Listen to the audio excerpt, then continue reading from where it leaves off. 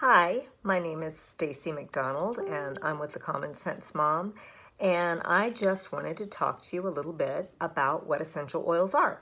I'm not going to go into a lot of detail, but I just want to kind of give you a summary for those of you who don't know. I bet everybody's heard at least a few rumblings about the powerful benefits of essential oils. And I'd be willing to guess that at least once in your lifetime, you've heard about some amazing story that someone you know has experienced. There's no such thing as a magic pill, but I will tell you that an active, toxic-free lifestyle that includes healthy thoughts, essential oils, and a clean whole foods diet can completely and totally revitalize your health. So many people are sick and tired of being sick and tired. I feel better and have more energy and feel younger than I did 10 years ago. So let's start by talking a little bit about what essential oils are.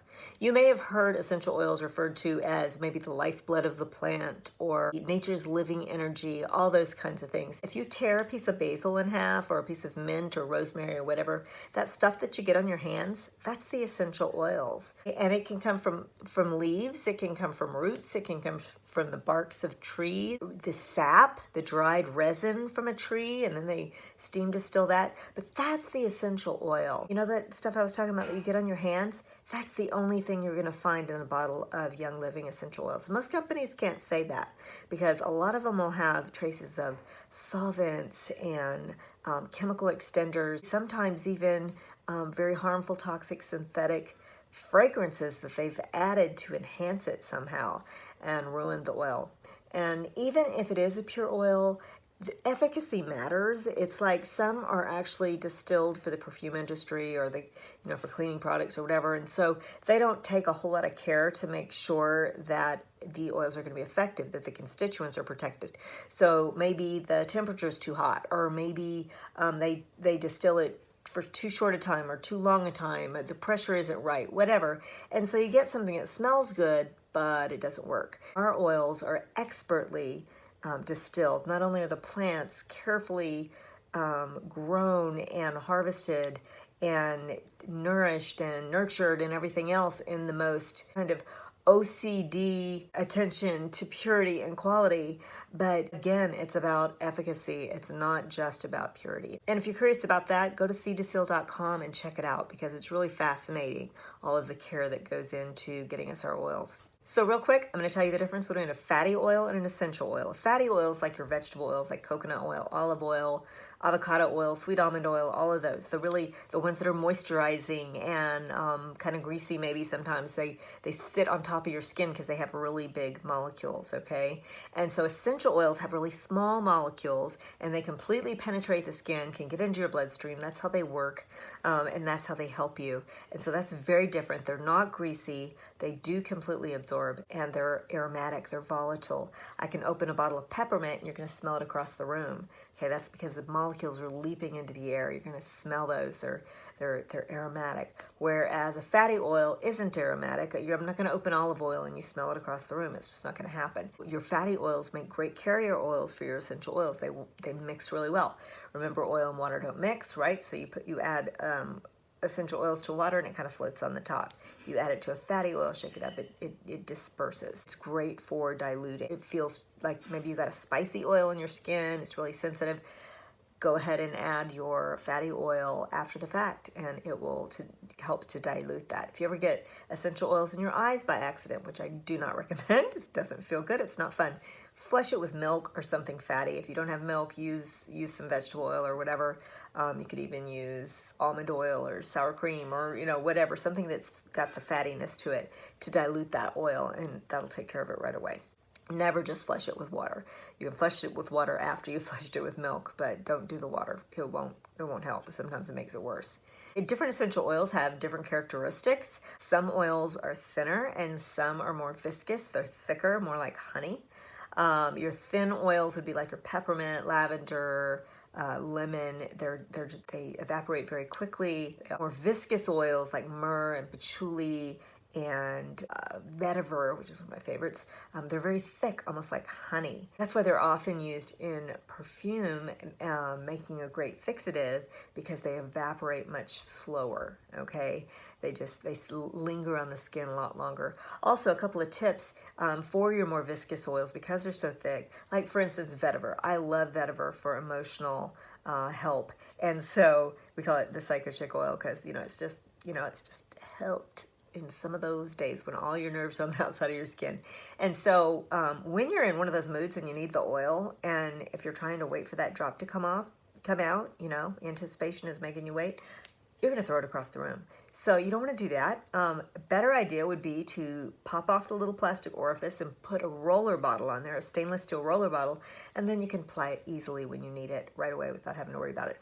Also, the more viscous oils, sometimes the lids will get stuck because it kind of, the oils start to kind of harden on the outside rim. So what I like to do is take a fatty oil, and like an almond oil or whatever, and I rub it around the outside rim so that the lid comes off really easily. You can use essential oils topically, internally, or aromatically. Topically, that's when you're applying it to the skin, and some oils are spicy like we talked about, so you'll want to dilute those. Some examples of spicy oils would be like oregano, lemongrass, wintergreen, sometimes peppermint. Now I can use a lot of these oils neat, undiluted, but some people have more sensitive skin, and especially if you're using on sensitive areas of your skin, your face or other areas that maybe you need some dilution, keep that in mind. Dilute it with a vegetable oil first and always test it out. Also, if you're using oils on children or elderly or again people with sensitive skin, you want to make sure that you dilute it. So some of your more gentle oils would be like lavender, chamomile, copaiba, frankincense, rose. Those oils typically don't need diluting almost ever. Maybe if you're using it on children or again somebody really sensitive, but normally most people can use those undiluted. You can also use the essential oils internally, so you can use them in gel caps and take them as supplements.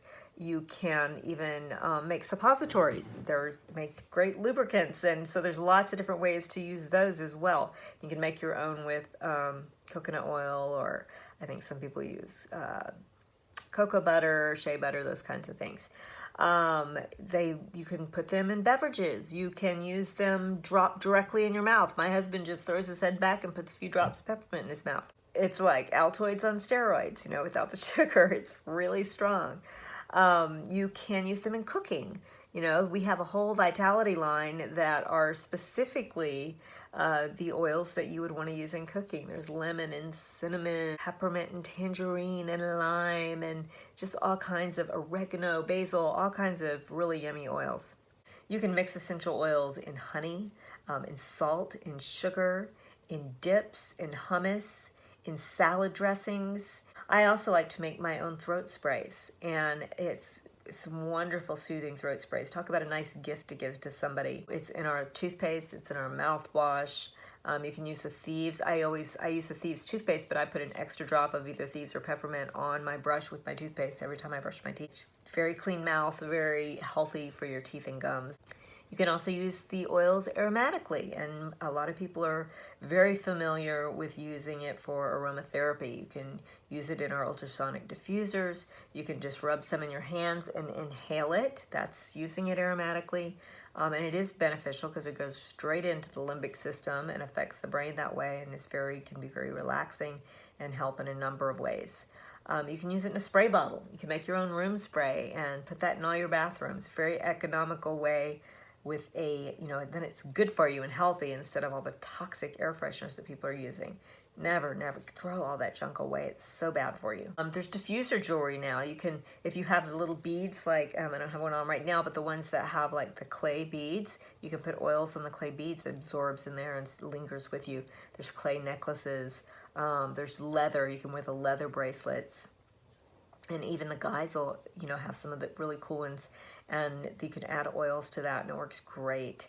And this is a way to benefit everybody around you, the whole family can enjoy the aromatherapy benefits from your oil. It impacts your emotion through the sense of smell. It can help you to stay alert. Kids, it's great for kids doing homework, to focus, or a long drive late at night when you need to stay alert. So these are just a few tips. If you want to know more information, I would love to come and do a class for you, or I'm sure somebody on my team, if you don't live near me, I can put you in touch with someone on my team to come do one for you. But there's so many amazing benefits, and essential oils truly can really change your life in so many ways, and I'd love to tell you more about it. So contact me if you're interested in learning more, and I totally look forward to getting to know you. Thanks so much.